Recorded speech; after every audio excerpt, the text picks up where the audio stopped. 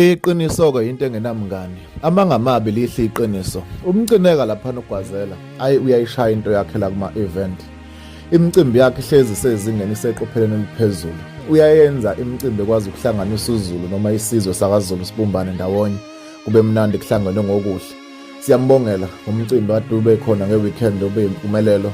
Waba muhle ngendlela eyisimanga. Simbongele futhi nakubaxhasi bakho uhulumeni waKwaZulu Natal. Obaba laphana uMEC othula sizwe bonke nje ubuholi bonke ebuhlangene ohulumeni okusuke bumxhasile okusuke bambisene naye mabenza izinto ezikanje. Zinhle kakhulu izinto ezihlanganisa umphakathi ujabule isizwe sonke. Phezukazona zonke izinto ezibhekane nazo substance abuse nani yonke ihlangane kujabule nje. Sport recreation kubaleka kakhulu emphakathini. Uyasebenza lo bhuti lo.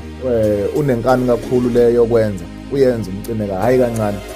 Uyena umuntu oyi-event organizer engakaze ngimuzwe nangalilodwa ilanga mhlawumbe kuthiwa uyabalisa noma uyakhala noma uthi like ayikho into engathi ngiyayazi mhlawumbe even on media ngaye, but la ekwenzeni ama-events la makhulu aKwaZulu Natal ayishaya into yakhe. Jealous down shame.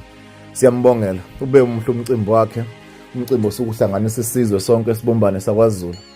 Kukusebenzela umphakathi nje leyo nto leyo. Izinto ezingajwayelekile ezimvela kancane. Nohulumeni futhi kokubambisana naye lapha somxhase khona. Umasipala weTheku imbala. Ngeke ngibona even lapha nelanga. Siyambongela kakhulu. Into